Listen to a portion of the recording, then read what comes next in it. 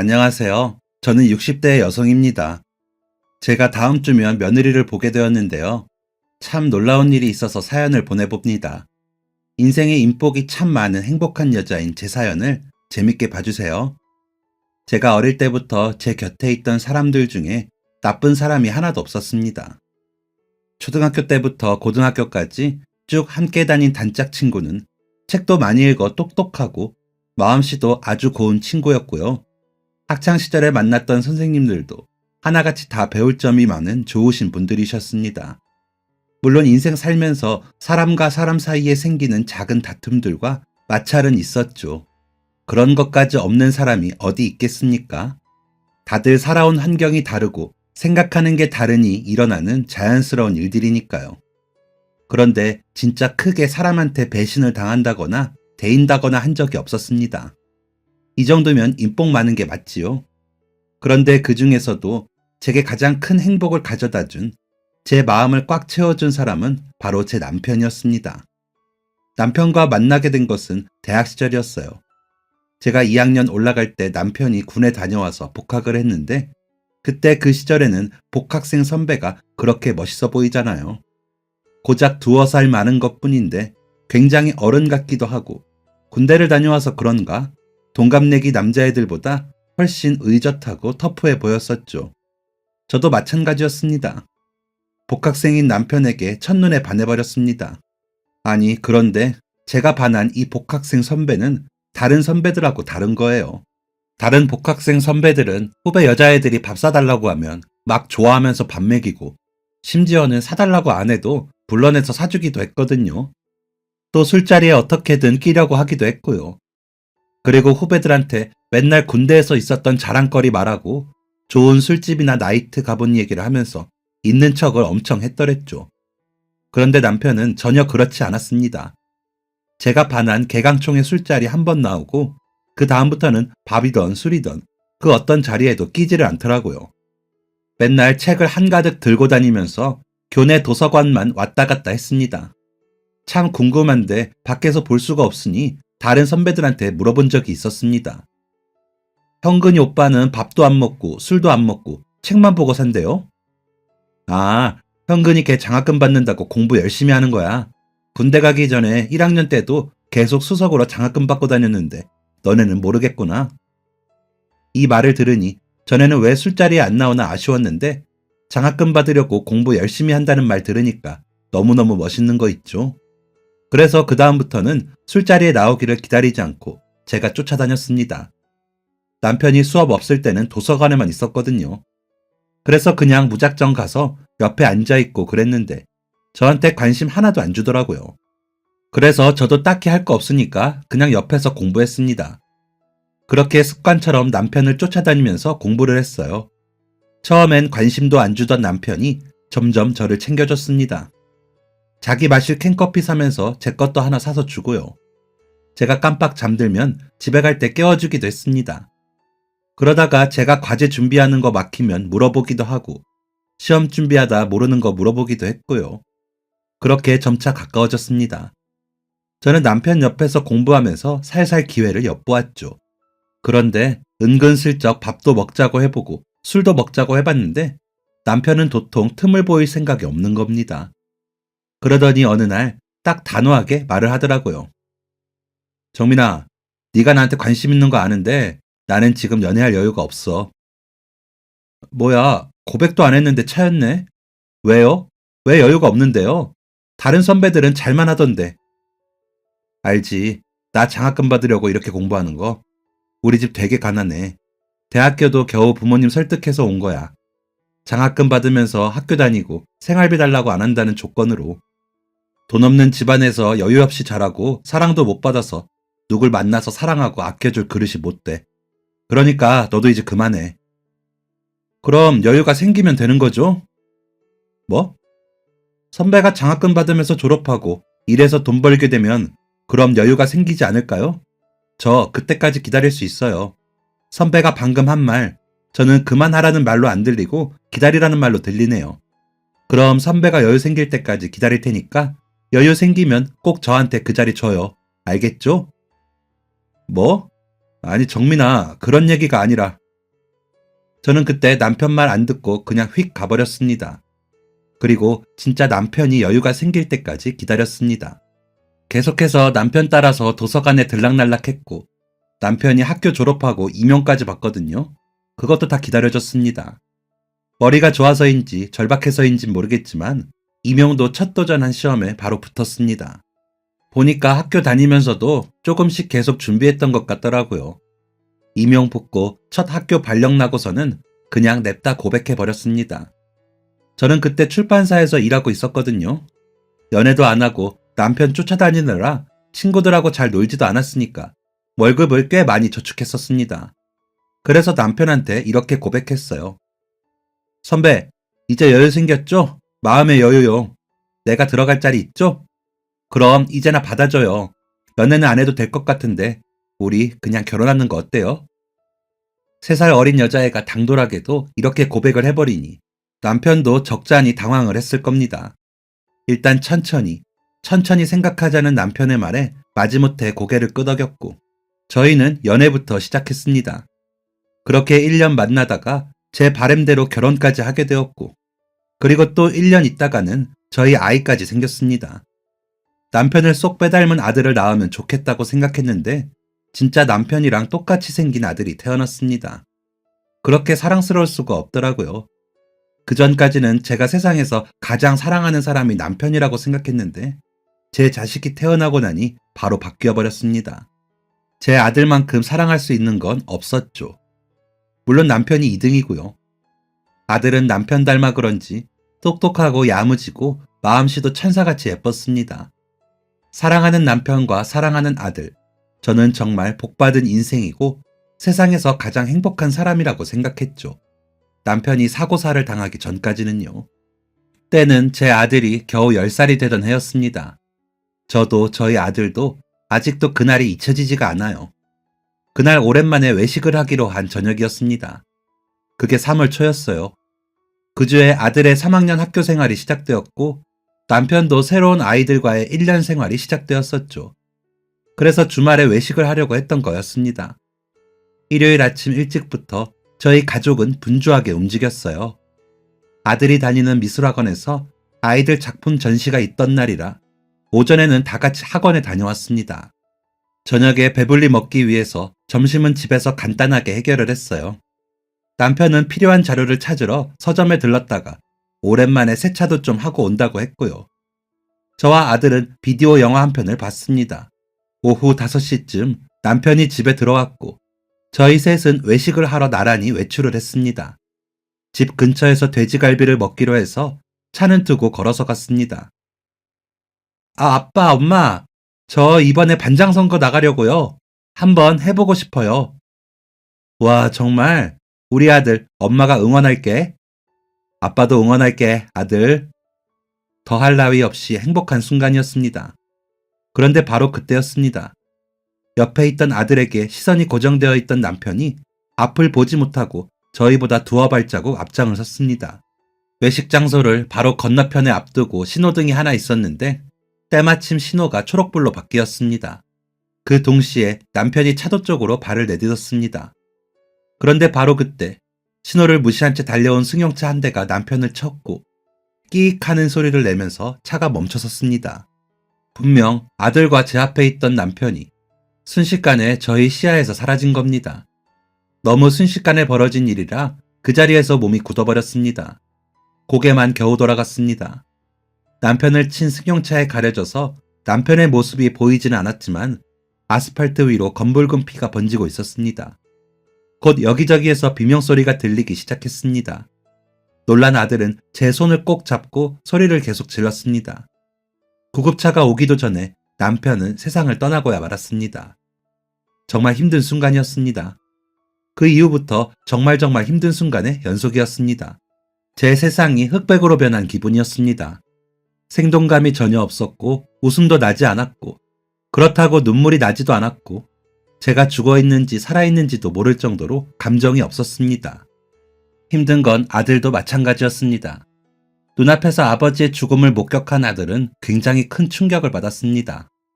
밥을 잘 먹지 못했고 밥을 먹다가도 구토를 하러 화장실로 뛰어갔습니다. 학교 생활도 온전하게 하지를 못했습니다. 수업 시간 도중에 갑자기 불안 증세를 보이기도 했고 예고도 없이 펑펑 울기도 했습니다. 그 어린 것이 그런 끔찍한 일을 겪었으니 멀쩡하게 이상한 거죠. 저도 무척이나 힘들었지만 이겨내야 했습니다. 저는 엄마니까요. 저는 제 자식을 지켜야 하는 사람이니까요. 제 아들이 원래의 모습을 찾을 수 있도록 진짜 많이 노력했습니다. 정신과 가서도 상담 받아보고 상담센터, 발달센터, 병원도 다 가보면서 할 수 있는 노력은 다 했습니다. 아이가 받은 충격이 굉장히 많을 거라고 하더라고요. 단순히 아버지가 죽었다는 사실이 아니라 그걸 목격한 것, 한순간에 아버지를 잃게 된 것, 아버지가 없는 어머니를 보는 것 등 아들에게 여러 충격이 한꺼번에 몰아친 것 같았습니다. 저는 계속해서 아이에게 사랑을 주었고 관심을 표현했고 아이는 그 충격들을 이해하고 정리할 시간이 필요했습니다. 그 노력 끝에 아이는 2년이 지나서야 모든 상황을 인정하고 안정을 찾았습니다. 아들이 괜찮아지니 슬슬 현실의 압박이 몰아쳤습니다. 가장 현실적인 문제, 바로 돈이었습니다. 저는 12년 만에 다시 일을 시작했습니다. 혼자 애 키우는 경력 단절된 아줌마가 할 수 있는 일이 뭐가 있겠어요? 시간제 알바라도 자리가 나면 감지덕지겠구나 생각했습니다. 그런데 그때 제 사정을 알게 된 지인에게서 연락이 왔습니다. 결혼 전에 출판사에서 일했을 때 알게 된 선배였는데 보는 눈이 상당히 좋아서 업계에서 인정받는 훌륭한 분이셨습니다. 정민아, 잘 지내? 네, 언니, 어쩐 일이세요? 요즘 뭐 하나 궁금해서. 저야 뭐 똑같죠. 한번 볼까? 오랜만에 본 선배의 모습은 예전보다 훨씬 더 멋있어져 있었습니다. 알고 보니 출판사를 하나 차렸다고 하더라고요. 저 결혼하고 얼마 되지 않아서 회사에 일이 좀 생겨서 나오게 되었는데 그때 바닥부터 시작해서 지금은 꽤 이름을 알리고 있다고 했습니다. 그런데 제게 이런 말을 하는 겁니다. 같이 일하자, 정민아. 네? 저요? 저 12년이나 쉬었어요, 언니. 이제 보는 눈도 없고 흐름도 끊겼는데요. 흐름 금방 타. 예전이랑 뭐가 다르겠니? 너 요즘 일자리 알아본다는 거 들었어. 우리 회사 들어와서 일해. 일 잘하면 돈 많이 줄게. 저는 그렇게 다시 출판사에 들어가서 일을 하게 되었습니다. 아직 손길이 많이 필요한 아들을 두고 알바도 아닌 회사를 다닌다는 게 맞는 걸까 싶었는데 제가 일한다고 하니까 오히려 아들이 더 기뻐했습니다. 와, 엄마, 멋져요. 출판사? 멋있다. 엄마 없이 괜찮겠어? 이제 고학년이고 학원도 더 늦게 끝날 텐데. 괜찮아요. 어차피 학원 버스 타고 다니는데요. 저는 걱정하지 마세요. 새삼 우리 아들이 많이 컸구나 생각했습니다. 제 마음과 사정을 이해해준 아들 덕분에 저는 좀 더 맘 편히 회사를 다닐 수 있었습니다. 남편이 죽은 뒤에 2년 동안 굴리지 않았던 자동차도 정비도 하고 세차도 해서 제가 회사에 가지고 다녔습니다. 사실 그 일이 있고 운전대를 잡기가 너무 무서웠지만 차는 잘못이 없잖아요. 사람이 잘못한 거지. 그리고 언제까지 그 트라우마에 갇혀 있을 수는 없는 노릇이기도 했고요. 다시 회사를 다닌다면 잘 적응을 할 수 있을까 걱정했는데 선배 말대로 금방 흐름을 읽을 수 있었습니다. 오히려 결혼 전보다 보는 눈도 더 좋아지고 결정도 쉽게 내릴 수 있었습니다. 전보다 세상을 많이 살아서 연륜이 쌓인 건지 아니면 상황이 절박하다 보니 마음이 냉정해진 건지 모르겠지만 일은 잘 풀렸고 그만큼 월급도 넉넉하게 받을 수 있었습니다. 그렇다고 항상 순탄했던 건 아니었습니다. 아들이 갑자기 고열이 나서 일하다 말고 응급실에 뛰어가야 할 일도 있었고 마감을 안 지키는 작가랑 한판 하다가 맹장이 터져서 구급차에 실려간 적도 있었고 아들이 중학생 때 처음으로 회장을 해서 반 애들한테 햄버거를 쏘느라 회사에 지각을 한 적도 있었고 시험을 망친 아들이 방에서 밤새 우는 소리를 듣다가 뜬 눈으로 밤을 보낸 적도 있었습니다. 모두 다 담지는 못하지만 진짜 많은 일들이 있었습니다. 좋은 일, 나쁜 일, 행복한 일, 서러운 일, 억울한 일, 기쁜 일 등등. 긴 시간 많은 일이 있었는데 언제나 제 곁에는 제 아들이 함께했습니다. 남편의 마지막을 본 충격으로 2년 동안의 길다면 긴 시간 동안 혼자만의 동굴에 빠져있던 아들은 모든 걸 스스로 극복하고 이겨내면서 보통보다, 그러니까 그 전보다 훨씬 더 많이 성장을 했습니다.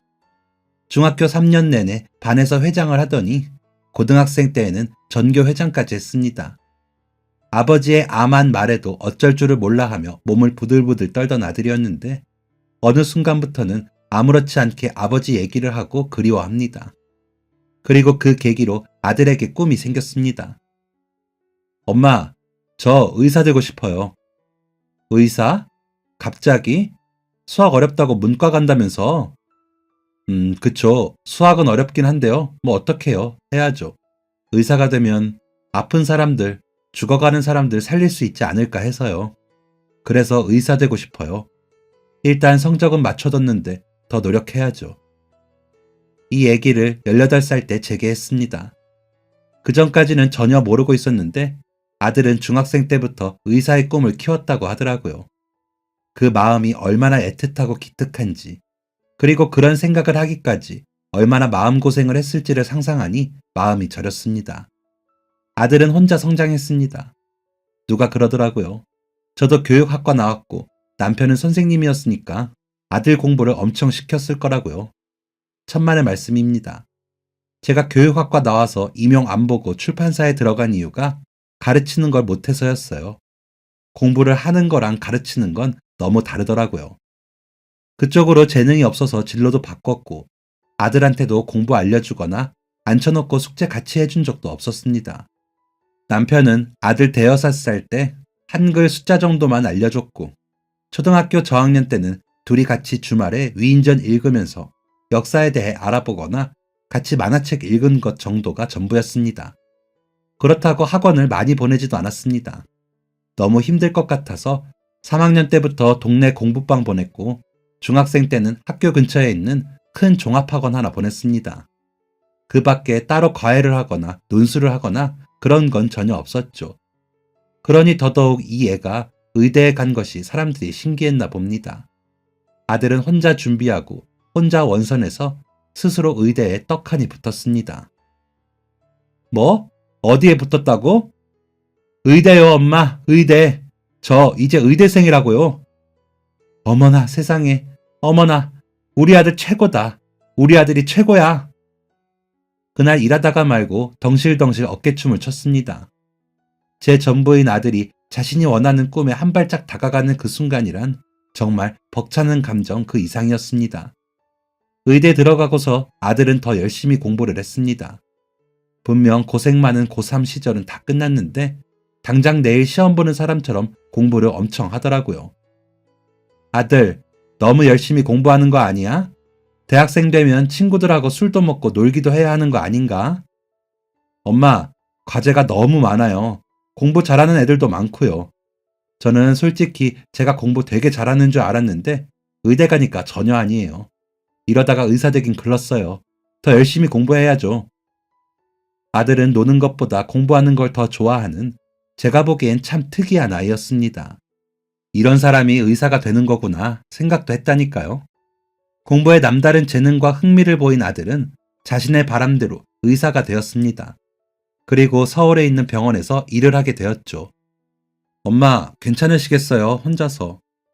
괜찮지, 그럼. 엄마가 무슨 애도 아니고. 일하느라 바빠서 외로울 틈도 없을걸. 병원 들어가면 거의 병원에서 산다고 하더라고요. 집 들어갈 시간도 없이요. 그래서 자주 뵈러 못 내려올 텐데 정말 괜찮으시겠어요? 그냥 저랑 같이 서울로 가시지. 됐어. 고속버스 타면 금방인데 내가 가지 뭐. 엄마 걱정은 말고 네 걱정이나 해.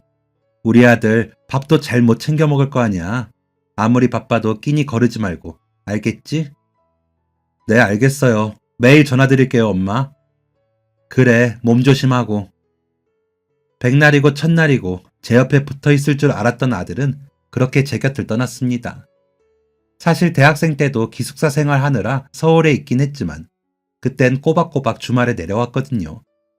그런데 이젠 일주일에 한 번은 무슨 한 달에 한 번도 못 볼 처지가 되니 괜히 가슴이 먹먹했습니다. 그래서 일주일에 한 번 아들 혼자 사는 집에 가서 반찬도 채워놓고 아들 병원에 가서 잠깐 커피도 한잔하고 다시 내려오고 했습니다. 처음엔 그렇게 일하다가 일주일에 한 번 보러 가면 버틸만 하더라고요. 그런데 아들 서울 가고 한 3년 후였나? 제가 회사를 그만두게 되었습니다. 나이도 있고 회사 사정도 안 좋아지면서 자연스럽게 그렇게 된 거였죠. 일을 안 하니까 너무 심심하더라고요. 집에서 혼자 운동도 하고 드라마도 보고 청소도 하고 책도 읽는데도 심심했습니다. 그래도 추억이 가득한 그 집을 떠나기는 싫어서. 그럼 정말 남편의 흔적이 없으니까요. 또 서울 가면 복잡하고 사람도 너무 많잖아요. 거기 아는 사람이 있는 것도 아니고요. 그래서 그냥 혼자 그렇게 생활을 했습니다.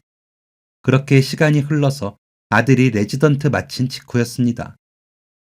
엄마, 병원 한번 오세요. 건강검진 한번 하셔야죠. 너 바쁜데 건강검진은 무슨. 됐어. 엄마 건강은 엄마가 챙길게. 아니에요. 제가 하는 게 뭐가 있어요. 예약만 잡아드리면 되는데. 아유, 괜찮은데 그 큰 돈을 뭐하러 써. 이렇게 쓰려고 돈 버는 거라고요. 엄마 편하신 날짜 알려주세요. 제가 예약 잡을게요. 엄마가 아들 잘 둔 덕 보네. 알겠어. 엄마가 시간 보고 문자 남길게. 나라에서 건강검진 받으라고 할 때마다 꼬박 받기는 했지만 정밀하게 검사를 받는 건 처음이었습니다. 나이도 있어서 그런가 괜히 긴장되고 떨리고 그러더라고요. 맹장 수술도 한 번 한 적이 있어서 더 떨렸었죠. 그래서인지 건강검진을 받기로 한 날 아침에 일찍이 눈이 떠졌습니다. 아들한테 문자가 와 있더라고요. 엄마, 저 엄마 오시기 전에 수술 들어가야 해서 터미널로 마중 못 나갈 것 같아요. 죄송해요. 엄마 병원 도착하실 때쯤에 수술 끝날 것 같아요. 그 전에 연락 안 될 수도 있으니까 조심히 오세요, 엄마. 아들 병원이라면 몇 년 동안 수도 없이 가봤기에 전혀 어려울 게 없었습니다.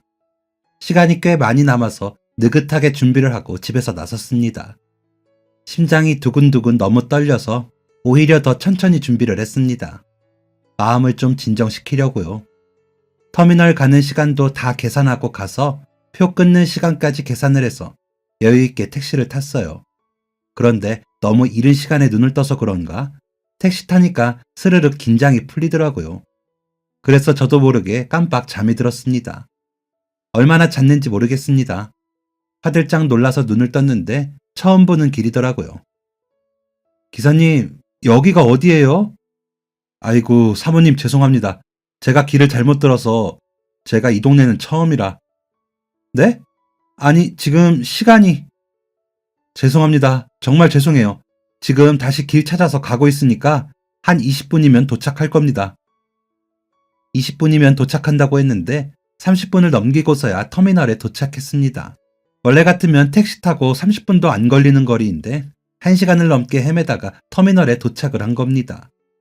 제가 타려고 했던 버스의 시간이 간당간당 하더라고요.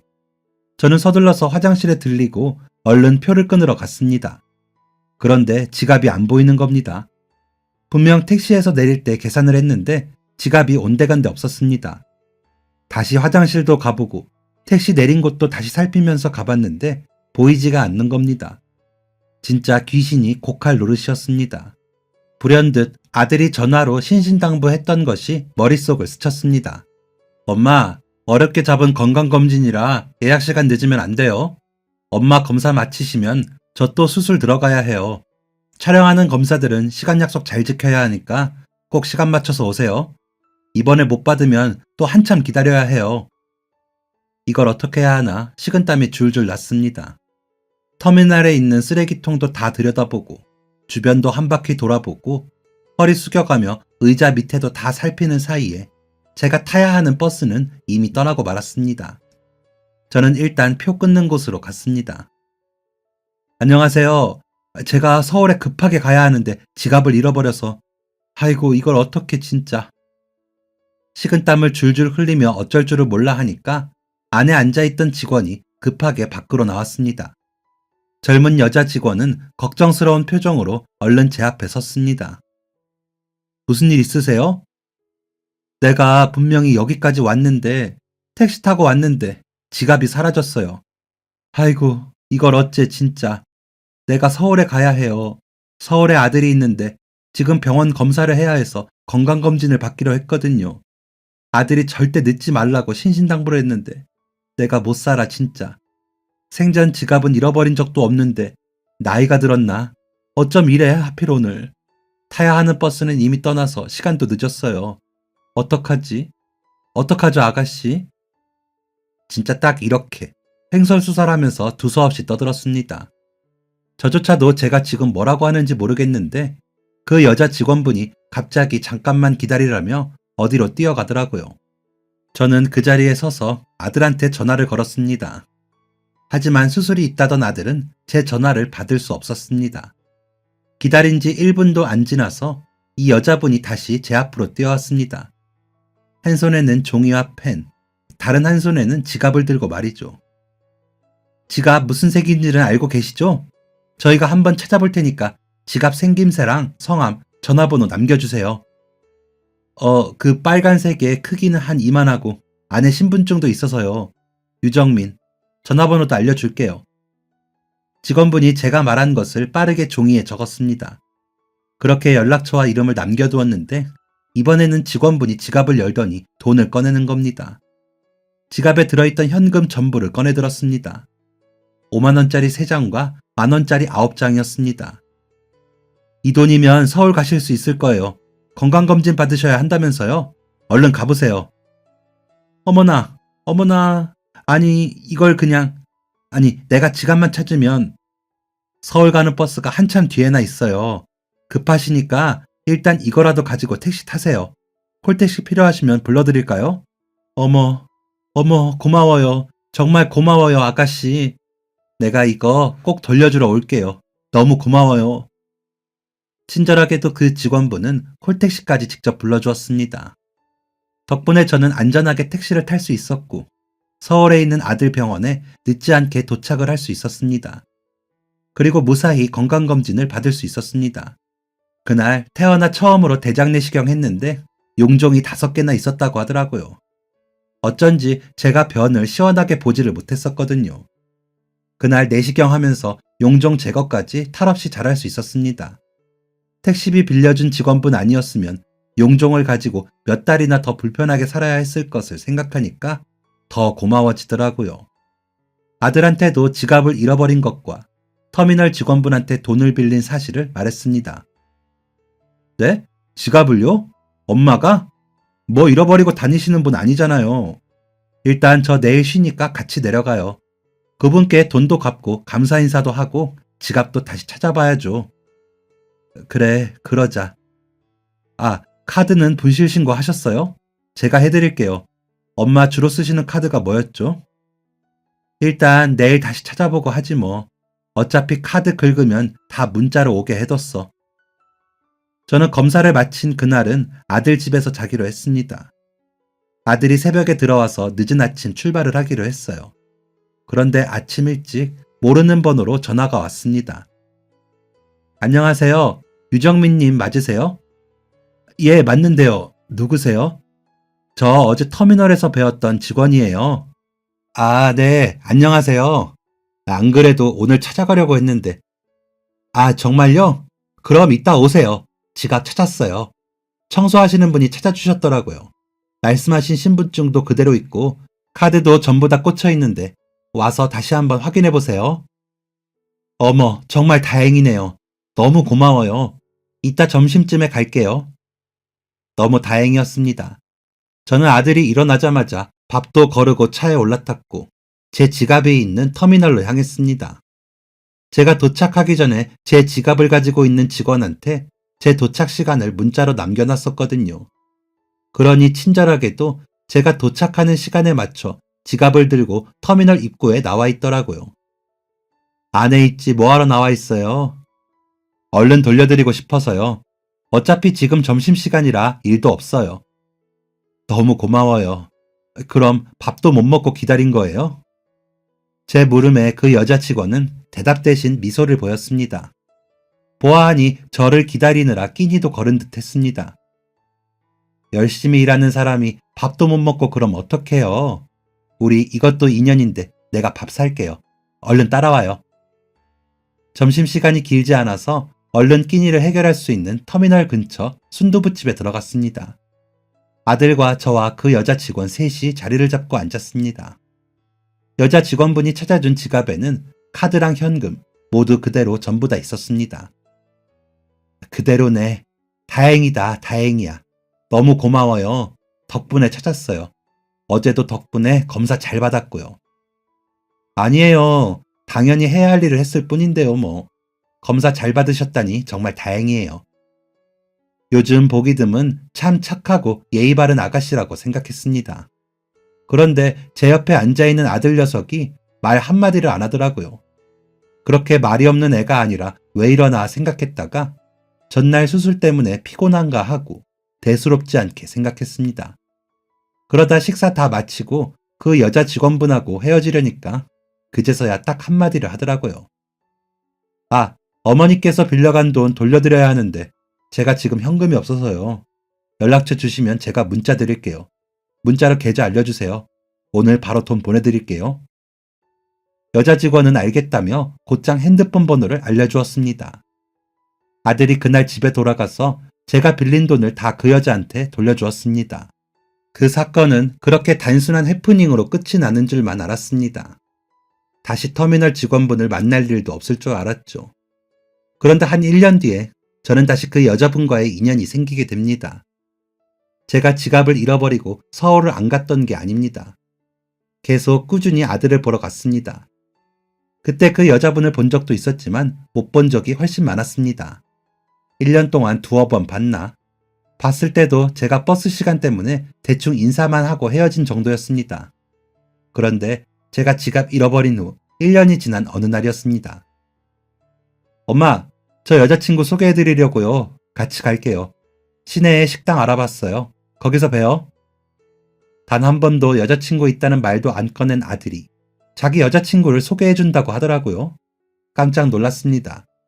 대체 어떤 사람이길래 만난다는 것도 말을 안 했나 궁금하기도 하면서 대체 어떤 사람이길래 아들이 제게 소개를 해준다는 건가 했습니다. 괜히 긴장되는 마음으로 약속 장소에 나갔습니다.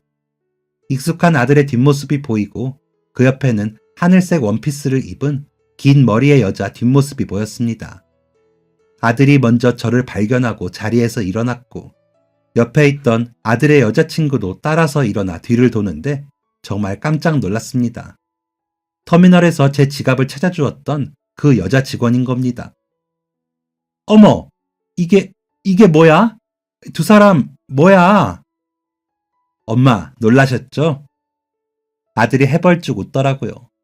사건의 전말은 이랬습니다. 터미널에 제 지갑을 찾으러 갔던 그날 아들이 여자 직원분께 첫눈에 홀랑 반했다더라고요. 이상하게 그날 말이 전혀 없던 아들은 일 때문에 피곤했던 것이 아니라 예쁜 여자를 앞에 두고 너무 떨려서 말이 안 나왔던 거였습니다. 그러다가 마지막에 용기 내서 돈을 갚는다는 핑계로 전화번호를 물어봤다더라고요.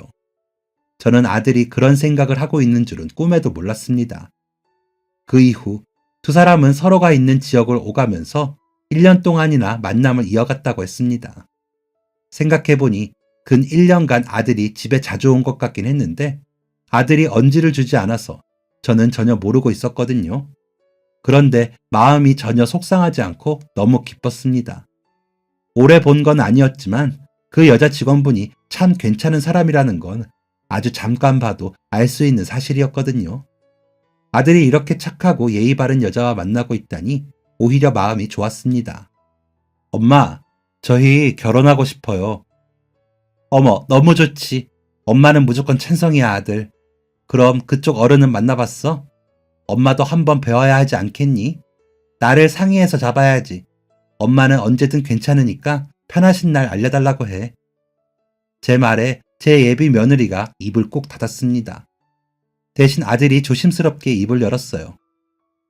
저 엄마, 장모님, 장인어른이 돌아가셨어요. 3년 전에요. 두 분 다 교통사고로 돌아가셨대요. 어머, 내가 말실수를 했네. 미안해요. 그랬구나. 어머, 마음고생이 많았겠네. 그럼 엄마는 뭐든 좋으니까 너희끼리 날짜 정하고 식장 정하고 해.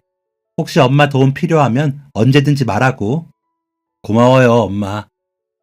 젊은 아가씨가 부모님도 없이 마음고생이 심했겠구나 생각했습니다. 그때 듣게 된 이야기인데 제가 지갑을 잃어버린 날 며느리가 저를 보고 자기 엄마가 생각이 났대요. 외모도 스타일도 전혀 닮은 구석이 없었는데 그냥 느낌이 그랬답니다. 그래서 생판 모르는 저를 위해 지갑을 열어 전 재산을 제게 주었던 거고요. 이렇게 인연이 되려고 그랬나 보다 생각했습니다. 하지만 저희도 모르는 사이에 저희의 인연은 꽤나 오래전부터 시작되고 있었습니다. 아들과 며느리는 결혼식 한 달 전부터 같이 살게 되었습니다. 아들의 병원이 있는 서울에 올라가서 저까지 함께 셋이서 살기로 했습니다. 한사코 거절을 했지만 괜찮은 타운하우스를 봐두었다며 1층, 2층에 살면 좋지 않겠냐며 아들과 며느리가 제안을 했고 결국 그렇게 하기로 했습니다. 며느리는 부모님과 함께 살던 집에 그대로 살고 있었는데 버려야 할 짐이 많다고 했습니다. 그래서 아들과 제가 도와주러 갔었죠. 어머니, 짐이 좀 많죠. 전부 다 버려야 해요. 거의 다 부모님 거라. 아이고, 이 짐들을 다 혼자 정리하려고 했어? 진작에 말하지 그랬어. 셋이 하면 금방 할 것을. 며느리는 부모님의 짐을 정리하지 못하고 있었습니다. 괜히 울컥하더라고요. 저도 남편의 짐 중에 정리하지 못한 게 많았기 때문이었죠. 한참 버릴 것들을 정리하다가 어느새 점심시간이 되었습니다. 배달 음식으로 대충 끼니를 해결하고 커피 한 잔을 하면서 쉬는데 아들과 며느리가 앨범을 가지고 오더라고요. 엄마, 아무리 돌아가셨다지만 사돈댁에 인사나 하셔야지. 어머, 그거 앨범이니? 궁금했는데 내가 봐도 되는 거지? 며느리가 제 옆에 꼭 붙어서 앨범을 한 장 한 장 넘기면서 얘기를 해주었습니다. 앨범 안에는 며느리가 아기였을 때 사진도 있었고 유치원 시절도 있었습니다. 그리고 너무 궁금하던 사돈댁의 모습도 남아있었습니다. 며느리의 손을 잡고 있는 모습도 있고 초등학교 입학식 사진에서도 보였습니다. 그런데 사돈어른의 모습이 어딘가 낯이 익더라고요. 옛날 사람이 다 거기서 거기처럼 생겼으니 그렇겠지 하는데도 이상하리만큼 눈에 익었습니다. 이상하다. 왜 이렇게 낯이 익지? 어디서 봤더라? 어머니, 저희 아버지를 아세요? 아니, 아는 건 아닌데. 이 사진. 그러다가 사돈댁의 결혼식 사진이 나왔습니다. 그런데 말이죠. 진짜 그 순간 무서울 만큼 온몸에 소름이 오서서 돋았는데요. 그게 뭐였냐면 그 결혼식 사진에 제 남편이 있는 겁니다. 신랑 친구 쪽에 당당하게 어깨를 쫙 펴고 서 있는 남편의 모습이 눈에 바로 들어왔습니다.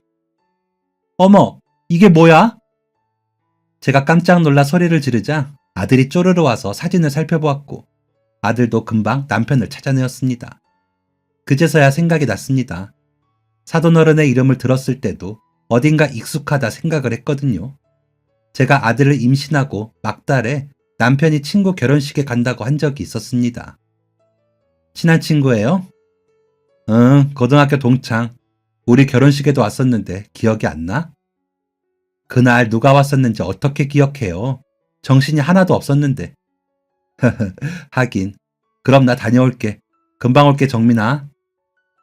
그리고 그날 밤에 제가 양수가 터져서 병원 가서 다음날 아침에 아들을 낳았습니다. 그래서 제가 똑똑히 기억하고 있는 거거든요. 그런데 그게 바로 사돈댁이었다니 너무너무 신기했습니다. 이건 바로 제 남편과 사돈어른이 만들어준 운명이 아닐까 생각도 했습니다. 아니, 생각만 아니라 그렇게 믿고 있습니다. 그렇지 않고서야 이 희한한 인연을 어떻게 설명할 수 있겠어요? 그 놀라운 인연을 알게 된 지도 벌써 한 달이 지나 다음 주면 저희 아들과 며느리의 결혼식입니다. 한길 사람 속 모른다고도 하고 인생사 한 치 앞도 모른다고들 하지만 제가 분명히 확신하는 것이 하나 있습니다. 이 애들은 분명 잘 살 겁니다. 이건 제가 장담할 수 있습니다. 둘 다 착하고 똑똑한 아이들이라 분명 잘 살 겁니다. 특히 제 며느리, 알고는 있었지만 어찌나 야무진지 모릅니다. 고향에 있던 터미널 그만두고 요즘 며느리는 공부를 하고 있어요. 아들이 밖에서 바삐 일하니까 며느리가 저 외로울 것 같다고 집에서 할 수 있는 일 해보겠다며 학원을 다니더라고요. 제가 컴퓨터 같은 건 아예 몰라서 잘 모르겠는데 컴퓨터로 일하는 거 공부하고 있습니다. 어찌나 똑부러지고 제 생각을 끔찍하게 하는지 요즘엔 아들보다 며느리가 더 제 자식처럼 느껴집니다. 앞으로 사돈 댁 대신해서 제가 많이 아껴주고 챙겨주고 사랑해주려고 합니다. 저 좋은 시어머니가 될 수 있겠죠? 우리 애들, 그리고 저 앞으로도 이렇게 행복하게 살고 좋은 일만 가득하길 응원해주세요. 지금까지 사연 들어주셔서 감사합니다. 사연이 재밌으셨다면 구독과 좋아요를 눌러주세요. 감사합니다. 안녕히 계세요.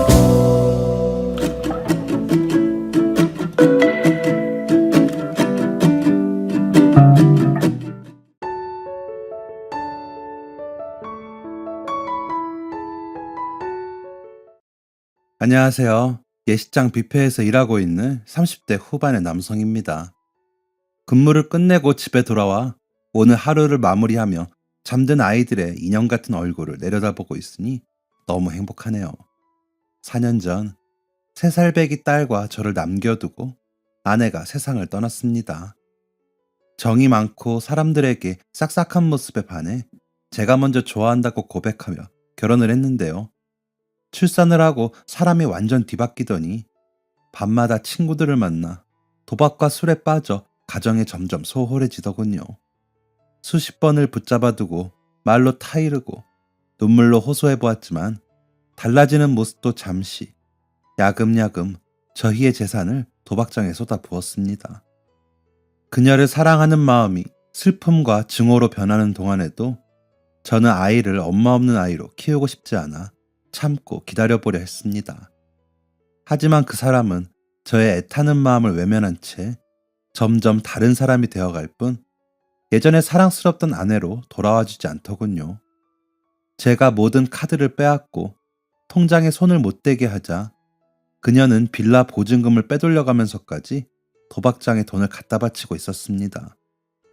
우리 가족의 보금자리에까지 손을 대는 모습에 안쓰러운 마음도 화가 나는 마음도 모두 사라지면서 더 이상 지켜볼 마음이 사라지게 되었고 그 사람과 갈라지는 것만이 아이를 위하는 길이란 생각이 들더라고요. 이혼하자는 저의 말에 그 사람은 의외로 덤덤히 서류에 도장을 찍었습니다. 법원에서 이혼 절차를 모두 마치고 정식으로 갈라서게 된 그날 그 사람의 친구로부터 연락을 받았습니다. 경수 씨, 저 미진이 친구 윤정이에요. 불쑥 연락드려서 죄송합니다. 근데 너무 경황이 없어서 미진이가 약을 먹고 병원에 실려갔어요. 어떻게 해야 될지. 미진이는 연락드릴 부모님도 안 계시고 생각나는 게 경수 씨밖에 없어서. 연락을 받고 너무 놀라서 병원으로 달려갔습니다. 병원에 도착했을 때 그 사람은 이미 눈을 감은 후였어요. 표정 없이 싸늘하게 눈을 감은 그 사람의 얼굴을 보는데 그동안 너무 많이 울어서 그런지 더 이상 눈물도 나오지 않더라고요. 이제 남이 되었으니 차갑게 마음을 먹고 병원을 나서려는데 그 사람의 친구가 제 팔을 붙잡았습니다. 저 염치 없지만 미진이가 이걸 남기고 갔다고 해서. 연신 눈물을 흘리며 제 손에 봉투 한 장을 쥐어주기에 그 자리에서 열어보았습니다. 그리고 애써 냉정해보려 했던 저의 마음이 무너져 버렸습니다. 봉투 안에는 아이를 갓 출산하고 셋이서 함께 찍은 사진과 편지 한 장, 꼬깃꼬깃한 지폐 몇 장이 들어있더군요. 경수씨, 나 미진이. 힘들게 해서 미안해요. 이렇게 해야 다 끝낼 수 있을 것 같아. 당신은 이제 내가 싫지요. 내가 참 못됐어. 처음부터 나쁜 짓이란 걸 알면서도 어른답지 못하게, 엄마답지 못하게 호기심에 발을 들이고 우리 가정을 망쳐서 미안해. 이대로 눈 감았다 뜨면 다시 예전으로 돌아갈 수 있을까? 죽기 전에 칼국수 먹고 싶었는데 이제 죽을 건데 먹어서 뭐하나 싶어서 안 먹고 가요. 당신이 나 대신 맛있게 먹어줄 수 있을까? 우리 자주 가던 칼국수집, 그때의 좋은 모습들로만 날 기억해줄 수 있을까? 끝까지 이기적이어서 미안해. 우리 예쁜 딸 서윤이 못 지켜줘 미안해. 예쁘게 커가는 모습조차 난 지켜볼 자격이 없는 것 같아. 여보, 미안해. 못난 나 있고 부디 행복해줘. 칼국수를 참 좋아했던 사람이었습니다. 처음 만나던 날 데이트 장소도 칼국수집이었어요. 서연이를 가지고 입덧으로 고생할 때에도 칼국수는 잘 먹던 그녀였습니다. 그렇게 좋아했던 칼국수를 먹고 싶은 마음을 누르며 서둘러 세상을 떠났다는 것이 왜 그리도 슬펐는지 모르겠습니다.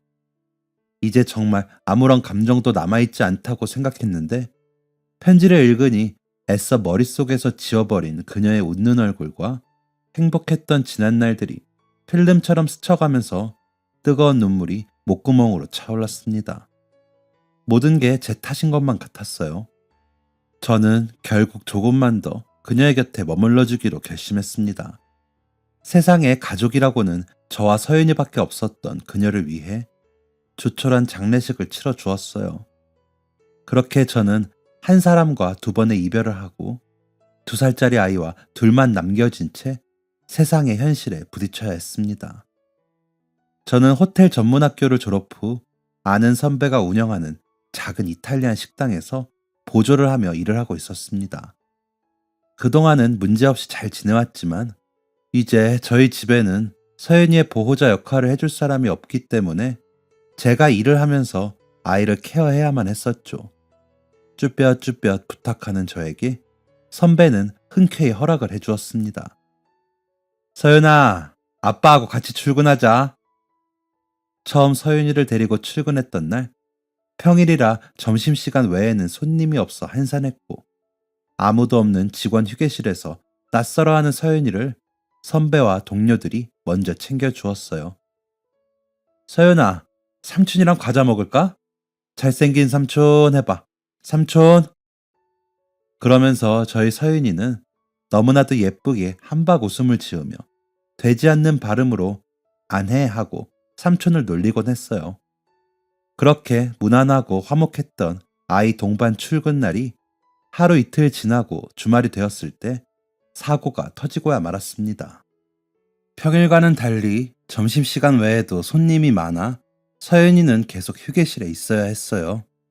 함께 일하는 동료들의 배려로 일하는 중간중간 휴게실에 가서 아이 밥도 챙겨주고 안아주고 놀아주고 낮잠도 재웠지만 아무래도 사람 온기가 없는 텅 빈 곳에 혼자 있다 보니 아이도 심리적으로 불안했던 것 같습니다. 낮잠을 막 재우고 돌아와 빈 접시를 치우는데 서윤이가 울음을 터뜨린 거예요. 저는 제 딸의 울음소리가 그렇게까지 클 수 있는지 처음 알았습니다. 휴게실 안에서 터뜨린 울음임에도 불구하고 식당 내부에 서윤이의 울음소리가 쩌렁쩌렁 울렸어요. 손님들이 놀라서 주위를 두리번거렸고 저는 앞뒤 볼 것 없이 냅다 휴게실로 달렸습니다. 제 마음을 아는지 모르는지 1시간마다 울어대는 서윤이 때문에 화목했던 팀원들 사이 분위기가 조금은 냉랭해졌음을 느꼈어요. 그날 하루 영업이 종료되고 녹초가 된 채 마지막 테이블을 정리하는데 함께 홀에서 근무하는 지영씨와 혜진씨가 함께 제게로 오더라고요. 대리님, 내일부터는 혜진씨랑 제가 서연이 자주 살필게요. 힘내세요. 아니에요. 제가 괜히 다들 정신 사납게 한 것 같아서 너무 죄송합니다. 서연이 귀여워서 더 자주 보고 싶어서 그래요. 그죠, 혜진씨?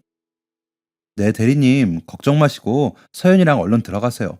여긴 저희가 마무리할게요. 다들 너무 감사합니다. 그렇게 그날 하루는 동료들의 배려와 따뜻한 말 한마디로 잘 마무리가 되었지만 문제는 다음날 일어났습니다. 제가 손님들 식사 결제를 도와드리는 동안 서연이를 봐주고 있던 혜진 씨가 휴게실 문을 박차고 나오며 소리쳤어요. 저 못하겠어요. 제가 남의 해보로 여기 취직한 줄 알아요? 잔뜩 울상이 된 채 혜진 씨가 얼굴에 묻은 과자 부스러기를 털며 제게로 걸어왔습니다. 대리님이 결정하세요. 애기 다른 데 맡기시던지 제가 그만두던지. 근데 대리님이 그만두시는 게 가장 베스트 아닐까요? 뒤이어 휴게실에 있던 서연이가 울어대기 시작했고 식당은 순식간에 아수라장이 되었습니다. 결제를 하던 손님들도 당황했는지 저와 혜진 씨를 번갈아 보더군요. 갑작스런 상황에 제가 손님 응대와 상황 정리를 전혀 진행하지 못하자 주방에서 세팅을 돕던 선배가 뛰어나와 저 대신 카운터에 섰습니다. 아유, 뭔 일이래? 애기 숨 넘어가겠어요. 어서 가서 달래야지. 불편을 드려 죄송합니다, 손님. 식사는 맛있게 하셨을까요? 우리가 불편할 게 뭐 있어요? 근데 식당 분위기가 좀 그러네요. 맛은 참 좋은데. 저 애기 아빠? 얼른 가서 애기 업어줘. 저러다 애 숨 넘어가. 네, 죄송합니다. 제 어깨를 두어 번 두드리는 선배와 헝클어진 머리를 하고 바라보는 혜지 씨를 지나쳐 찡그린 미간을 하고 식사하는 손님, 킥킥 수군거리며 비웃는 손님 모두를 지나쳐 휴게실에 들어와 서연이를 안아 올렸습니다. 거짓말처럼 울음을 뚝 그치는 서연이를 보면서 이 작은 아이가 뭘 잘못했나? 그리고 대체 나는 뭘 그렇게 잘못했기에 이렇게 살고 있나? 서러움이 북받쳐 올랐습니다. 서윤아, 우리 서윤이, 우쭈쭈. 제 속을 알 리가 없는 서윤이는 아빠다, 아빠 하며 생글생글 웃었습니다. 그렇게 30분쯤 지났을까요? 생글생글 웃던 서윤이가 스스로 낮잠에 빠지고 조용히 휴게실 문이 열렸습니다. 선배였습니다. 경수야, 잠깐 얘기 좀 하자. 네, 형. 죄송해요. 괜찮아. 네가 일부러 그런 것도 아니고. 힘들지? 형, 아무래도 제가 그만두는 게 맞는 것 같아요. 생각은 그런데 현실은 이렇게 그만둬서 서연이 데리고 어디서 뭘 할 수 있을까 싶고. 네 마음 알아. 오너 입장에서 널 보내는 게 너무 아깝고 아쉬워서 내가 케어할 수 있는 부분까지는 같이 해보려고 했는데 내 욕심이었나 봐.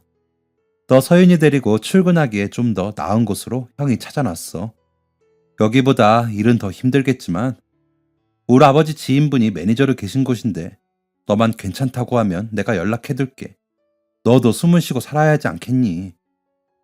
선배는 서윤이 엄마가 세상을 떠났을 때부터 저를 위해 수소문에 서윤이를 혼자 두지 않아도 될 만한 일자리를 알아보고 있었다고 했습니다.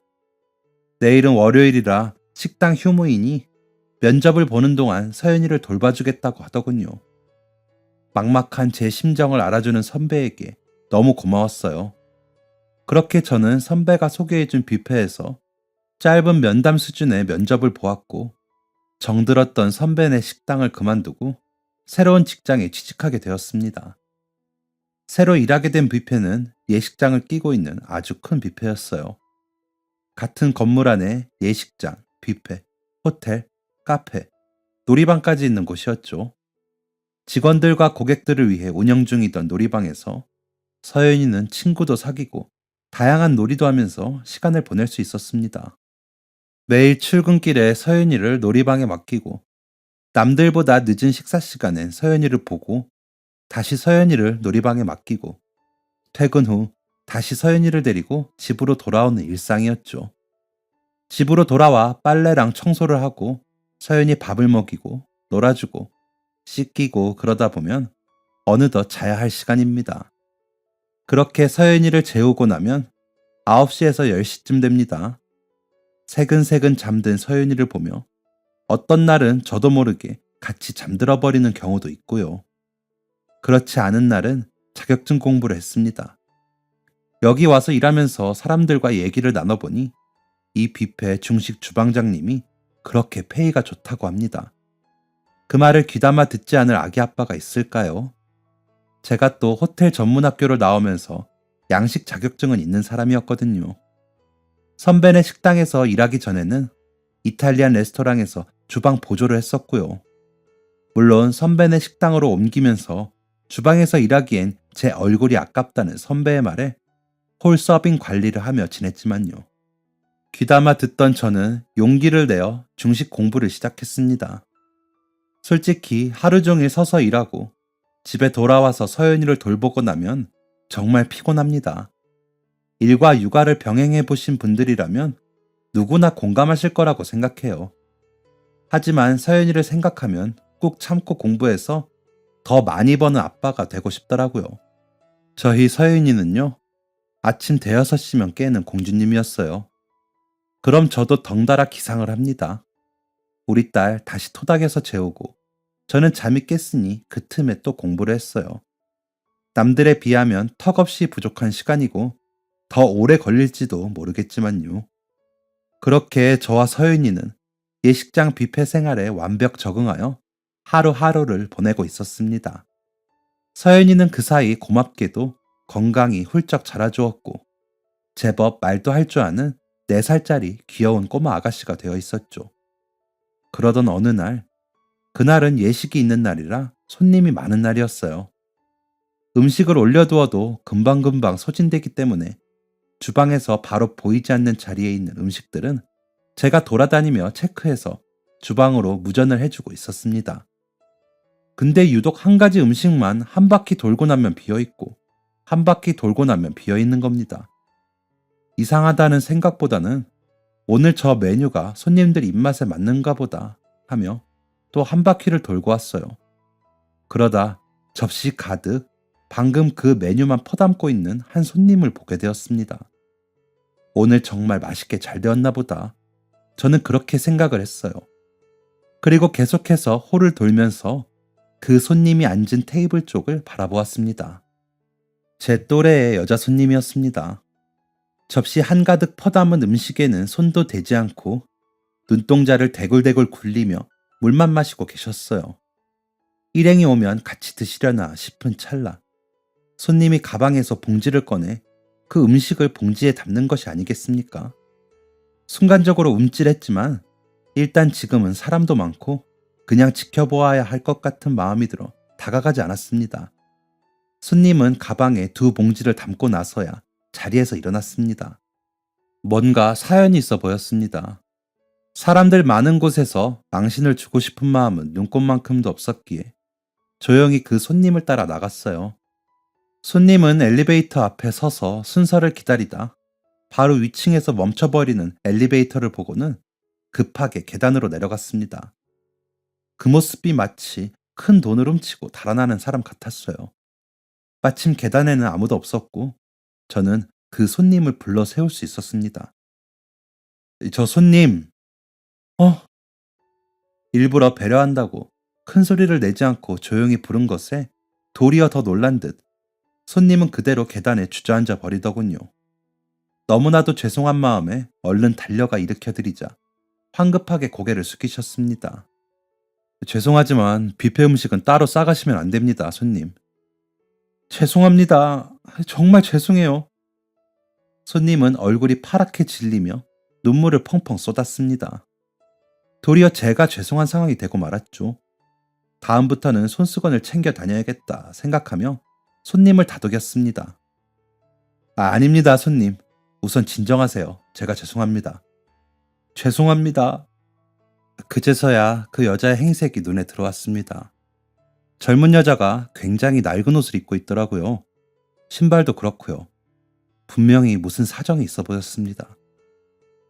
그런데 왜 고기 같은 거는 손도 안 대고 계란볶음밥을 싸가신 거죠?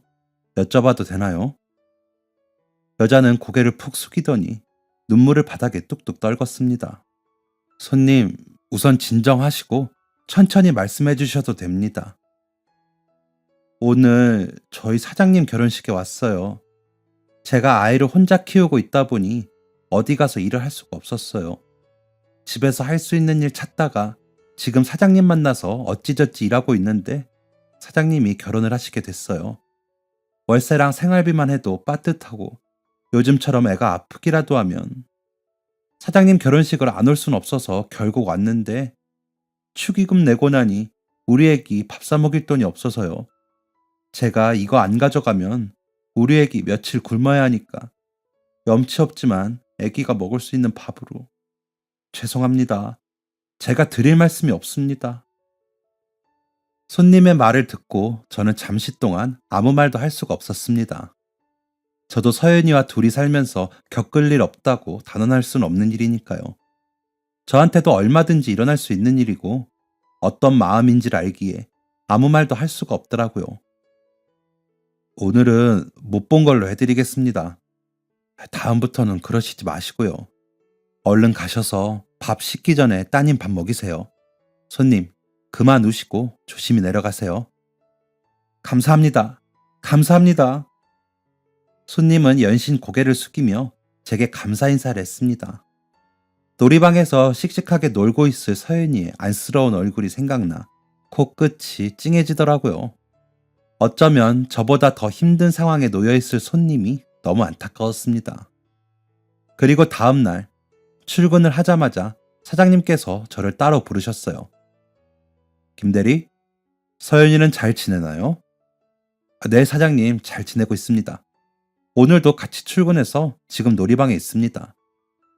놀이방에 잘 적응해서 지내주고 있으니 참 다행입니다. 다 배려해주신 덕분입니다, 사장님. 그만큼 김대리가 좋은 사람이기 때문입니다. 어제 계단에서 손님 한 분과 대화를 나누고 계시던데 김대리 맞나요? 네, 저 맞습니다. 그분이 어떻게 하다가 그렇게 하신 건지 저한테 얘기해 줄 수 있겠어요? 사장님께서는 온화한 미소를 지으시며 자초지종을 물으셨어요. 몇 초간 고민을 하지 않은 건 아니지만 솔직하게 말씀드리고 죄송하다고 말씀드리는 것이 나을 것 같아서 솔직하게 말씀을 드렸습니다. 혹시나 손님을 그냥 보내드린 것 때문에 해고당하진 않을까? 개인적인 감정보다는 회사 입장에서 생각했어야 하는 건 아닌가 하며 죄책감에 빠지던 찰나 사장님은 호탕하게 웃으시며 제 어깨를 두드려 주셨습니다. 김대리는 아주 마음씨가 좋아요. 제가 김대리여도 그런 결정을 했을 겁니다. 너무나도 난감한 상황에 잘 대처해 주어서 고마워요. 사실 해고까진 아니더라도 한 소리 들을 각오로 말씀드렸는데 사장님의 칭찬 섞인 격려의 말씀에 근무 시작 전부터 기분이 좋은 하루였습니다. 사장님과의 대화를 마치고 유니폼으로 갈아입고 홀에 들어서는데 안녕하세요? 어제 봉지에 계란볶음밥을 싸가다 저한테 들켰던 그 손님분이 저와 같은 유니폼을 입고 서 있는 겁니다. 상황 판단이 되지 않아 인사도 받아주지 못한 채 엉뚱한 말이 튀어나갔습니다. 왜 또 여기에? 사실 어제 집에 돌아가는 길에 여기 사장님께서 여기서 일해볼 생각 없냐고 하셔가지고요. 제가 이것저것 따질 처지가 아닌 것도 있고 무엇보다 여기 놀이방에 아이를 맡겨두고 일할 수 있게 해주신다고 하셔서 불쑥 나타나서 죄송해요. 놀라게 해드릴 의도는 아니었어요. 아닙니다. 잘 되셨네요. 축하드려요. 커다란 눈망울이 금방이라도 눈물을 떨어뜨릴 것 같아 박수까지 쳐가며 축하드린다고 했더니 웃는 것도 우는 것도 아닌 표정을 지으며 쭈뼛쭈뼛 제 옆에 서는 겁니다. 이제 업무 곧 시작이라 맡으신 자리 가서 준비하시면 돼요. 그게 아니라 사장님께서 대리님께 업무 배우면 된다고 하셨어요. 저한테요? 네, 김경수 대리님이 알려주실 거라고 말씀하셨습니다. 분명 방금까지만 해도 사장님께서 저한테 별 말씀이 없으셨기 때문에 이분이 혹시 잘못 들으신 게 아닌가 싶어 되물었더니 제 가슴팍에 꽂은 명찰을 가리키며 또박또박 제 이름을 말하더라고요. 뷔페일은 특성상 몸이 고되고 힘들기 때문에 젊은 친구들이 용돈벌이 하러 왔다가 금방 그만두고 사람이 자주자주 바뀌는 편입니다. 물론 직원들을 교육하고 인솔하는 담당은 제가 아니었고요. 저는 사장님께서 제 업무를 오해하셨을 수 있겠다는 생각에 기존 담당자에게 무전을 보냈습니다. 홍주임님, 오늘 신입 오셨는데 홍주임님이 교육 예정이시죠? 대리님, 저는 오늘 오신 분 대리님 교육으로 팀장님께 전달받았습니다. 귀에 꽂은 이어폰으로 홍주임님의 답변을 들은 저는 어찌된 영문인지 모른 채 그렇게 신입 교육을 맡게 되었습니다. 오수영, 이름표에는 그녀의 둥글둥글한 인상과 똑 닮은 동글동글한 이름이 적혀 있었습니다. 그렇게 저는 수영 씨와 그날의 점심 손님들을 함께 받으며 늘 혼자 하던 업무들을 교육이라는 명목하에 반반 나눠서 하게 된 셈이죠. 수영 씨는 머뭇거리면서도 업무를 곧잘 익혀나갔습니다. 그렇게 점심시간 손님들이 다 빠져나가고 난 뒤 뷔페에는 어김없이 브레이크 타임이 찾아왔어요. 브레이크 타임은 곧 홀 직원들의 식사 시간이자 점검 시간입니다. 저는 여느 때처럼 서연이와 밥을 먹기 위해 놀이방으로 내려갔습니다. 서연아, 아빠 왔다. 아빠, 오늘 왜 이렇게 늦게 왔어? 아빠가 우리 서연이 맛있는 거 사주려고 오늘도 열심히 일하느라 조금 늦었네. 미안해요, 공주님. 서윤이는 아빠 기다렸단 말이야. 오늘 아빠하고 케이크. 아이고, 우리 서윤이 똑똑하네. 얼른 가서 맛있는 케이크 먹을까? 응, 좋아. 아빠, 오늘 친구 왔다. 아기야, 아기. 응? 하준이다. 서윤이는 만나자마자 조잘조잘 애교를 부렸습니다. 어젯밤에 자기 전에 먹고 싶다고 고집부리던 케이크를 사주려고 손을 잡고 건물을 나서는데 누군가를 발견한 건지 저와 맞잡고 있는 손을 뿌리치고 냅다 달려갔습니다.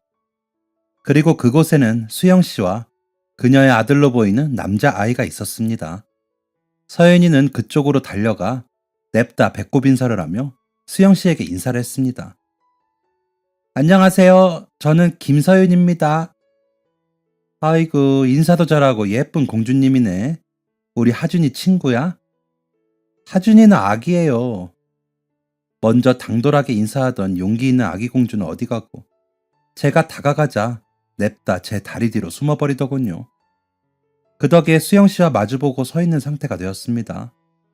저는 멋쩍은 웃음을 지어 보였지만 수영 씨는 의외로 호탕하게 웃어 보이더군요. 서윤이 너무 예쁘네요.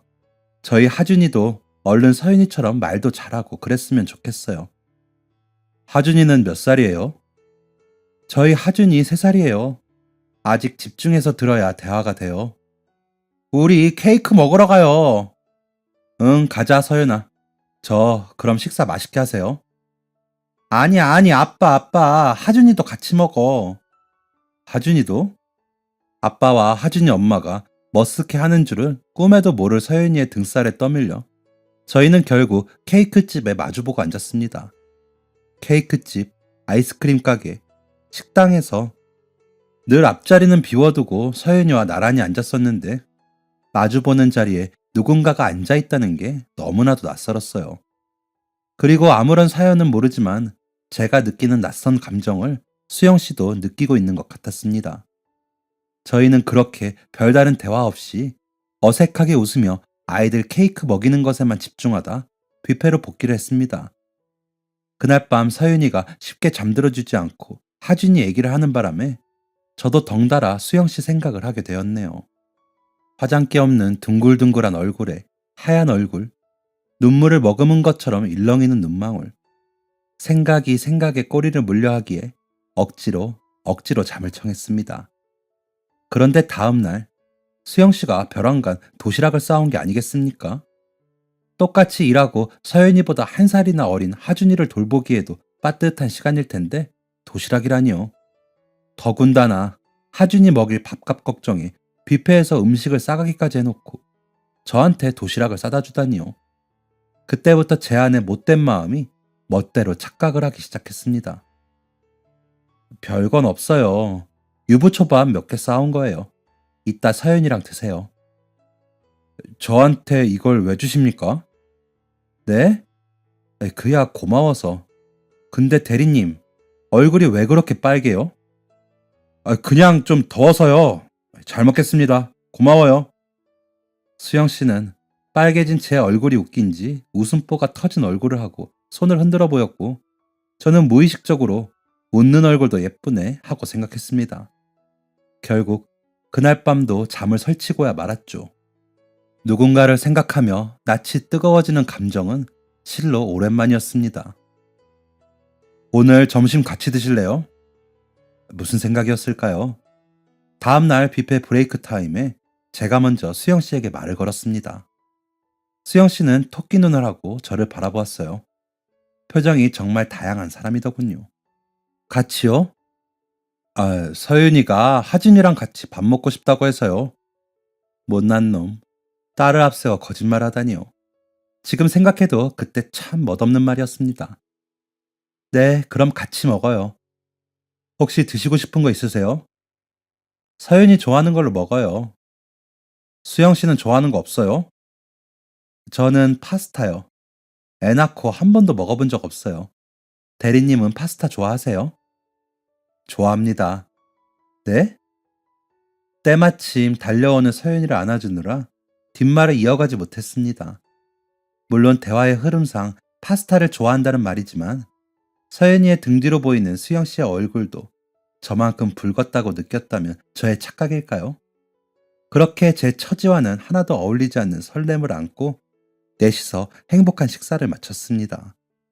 그리고 다시 업무에 복귀하기 전 아이들을 다시 놀이방에 보내고 건물 앞 공원에 앉아 자판기 커피를 마시며 수영 씨의 이야기를 듣게 되었습니다.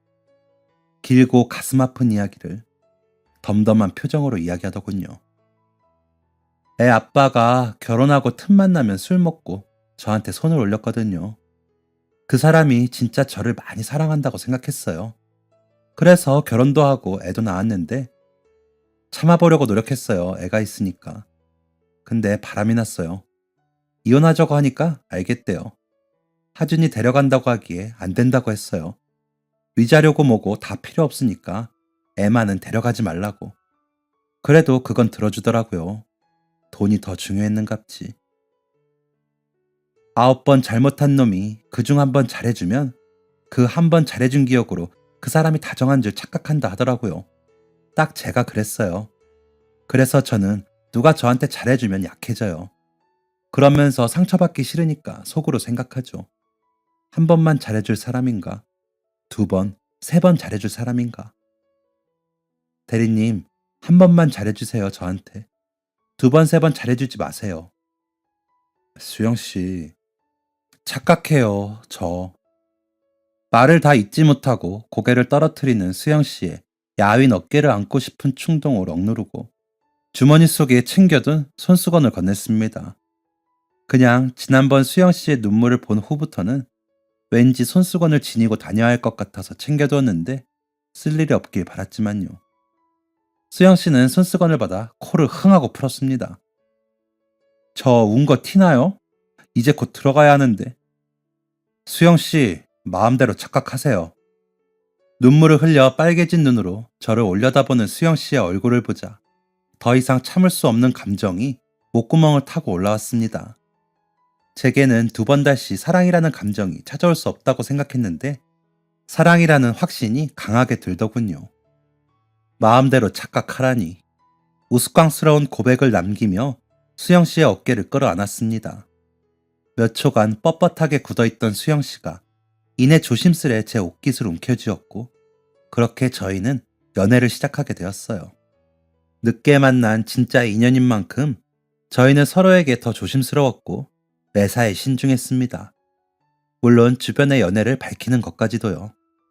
저희가 이렇게 될 수 있었던 건 의도하신 건 아니더라도 사장님 덕분이니까요. 그런 제 마음과 같은 마음인 건지 연애를 시작하고 일주일 되던 날 수영씨가 제게 이야기했어요. 사장님께 말씀드리자고.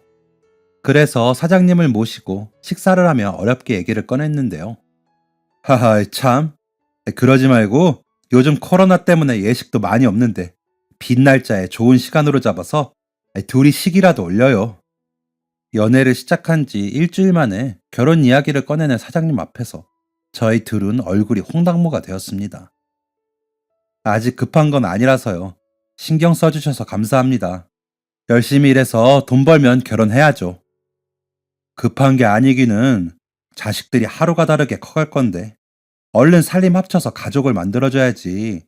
내가 2사람의 이런 달콤한 러브스토리들은 보답으로 우리 예식장에서 무료로 식 올릴 수 있게 만들어 볼게요. 아닙니다, 사장님. 저희가 염치가 없어 그렇게는 못합니다. 마음만으로도 정말 감사합니다. 내가 언제 또 이렇게 재밌는 구경을 하겠어요. 마다하지 말아요. 대신 2사람 오래오래 같이 일하고 예쁘게 살아줘요. 내가 엮어준 커플인데 팥불이 되는 것까진 못 보더라도 손잡고 식 올리는 건 봐야지요. 애들 생각해서라도 내 말 들어요. 애들 더 크기 전에 합쳐요. 사장님. 말도 안 되는 사장님의 파격 제안을 받은 저희는 사장님의 아이들에게 가족을 만들어줘라는 말씀에 100번 공감하며 저희 둘은 초고속으로 결혼식까지 마치게 되었습니다. 예식장의 가장 작은 홀에서 서윤이, 하준이, 사장님, 직원들 축하를 받으면서요. 그날 주례를 맡으셨던 사장님의 말이 아직도 기억납니다. 제가 신랑을 알게 된 지는 약 2년 정도 되었습니다. 아주 예쁜 천사를 데리고 참 슬픈 얼굴을 하고 있었지요. 저 사람은 왜 저리도 예쁜 천사를 안고서 저런 슬픈 표정을 하고 있을까? 처음 보는 사람이었지만 정말 가슴이 아프고 안타까웠습니다. 신부를 알게 된 지는 아직 석 달도 채 되지 않았습니다. 텅 빈 뷔페 계단에서 너무나도 힘없는 어깨를 하고 떨고 있었지요. 참 가냘프고 안쓰러운 사람이었습니다. 신랑 신부 하객 여러분, 제가 왜 예식장과 뷔페를 운영하게 되었을까요? 돈 벌기 위해서? 맞습니다. 다른 곳보다 더 저렴한 가격으로 운영해서 부유하지 않은 사람도 조금 더 용기 내어 행복에 가까워질 수 있도록 돕기 위해서입니다. 제가 오지랖이 참 넓은 사람입니다. 천직이지요. 남의 결혼에 꽃가루 뿌려주고 예쁘게 사진 찍어주고 손님들 맛있는 밥 드시라 하고, 그런데 오늘 제 인생 최고의 보람찬 부부가 탄생합니다. 우리 신랑 김경수 씨는 공과 사를 구분하기 위해 누구보다 기를 쓰고 긴장하는 사람입니다. 그런 경수 씨가 이 박사장 뷔페는 어떻게 되든 말든가 엉엉 우는 신부 오수영 씨의 편에서 로맨스를 뿜어내는 모습을 보고 정말 큰 감동을 했습니다. 신랑 김경수 씨는 앞으로 수많은 인생의 갈림길에서 언제나 그때 그날처럼 신부 오수영 씨만의 편이 될 수 있도록 하세요. 신부 오수영 씨는 가족을 위해서라면 뭐든지 해내었던 그때 그날처럼 신랑 김경수 씨를 남편으로 받아들이고 위하세요. 두 사람 모두 처음 만난 그날처럼 서로의 속내를 이해하고 따뜻하게 안아주면서 아직 길게 남아있는 남은 삶을 누구보다 빛나게 살아가세요. 제가 두 사람 사랑의 첫 번째 증인입니다. 감사합니다. 조금은 남다르지만 저희에겐 정말 많이 특별했던 사장님의 주례. 그 후 6개월간은 코로나로 인해 예식장이 정말 힘들어서 아내와 제가 감봉을 하며 버텨왔습니다. 매출이 떨어져서 이대로 예식장이 문을 닫는 건 정말 두고 볼 수 없겠더라고요. 사장님도 처음엔 극구 반대하셨지만 사정이 점점 안 좋아지자 못 이기는 척 받아들여 주셨습니다. 저희 부부를 포함해 몇몇 직원들이 함께 동참해 주었어요. 그리고 시간이 꽤 지났네요. 이젠 거리에서 마스크를 벗어도 된다니 언제 그랬냐는 듯 놀랍도록 예식장은 문전성시를 이룹니다. 아직 예전만큼 하객수가 많진 않지만 예식 횟수가 많이 원상복귀되고 있어요. 그러는 동안 저희 아이들은 유치원에 나란히 들어갔고 하준이를 끔찍하게 예뻐하는 서윤이 덕분에 저희 가족은 웃음 마를 날이 없답니다. 요즘 저는 예식장 뷔페에서 홀 관리가 아닌 중식 코너에서 조리사로 일하고 있어요. 사실 결혼 후에 자격증 시험을 쳤는데 실기에서 떨어지고 말았거든요. 이 사실을 알게 된 조리장님이 당장 저를 실전에 투입시켜 맹훈련을 받는 중입니다. 언젠가 예식이 없는 날에도 여기 뷔페 중식 기가 막히더라 라는 입소문을 타고 손님들이 끊이지 않는 상상을 해보며 하루빨리 더 큰 행복으로 사장님께 보답하고 싶습니다. 주위에 힘들어하는 사람이 있다면 할 수 있는 선에서 작은 호의라도 베풀어 보세요. 웃음도 사랑도 없던 삶이 사랑과 행복으로 가득할 것이고 막막했던 미래도 조금은 투명해 보일 거예요. 당신이 베풀었던 따뜻한 관심은 당신 곁에서 오래오래 머무르며 당신을 지켜줄 거예요. 제 아내가 그랬고 제가 그랬고 저희 사장님이 그랬던 것처럼요. 이번 주는 한 부도 비는 시간 없이 예식으로 꽉 차 있네요. 모두가 행복했으면 좋겠습니다. 이 사연을 들어주신 여러분들도요. 제 이야기 들어주셔서 감사합니다. 지금까지 사연 들어주셔서 감사합니다. 사연이 재밌으셨다면 구독과 좋아요를 눌러주세요. 감사합니다. 안녕히 계세요.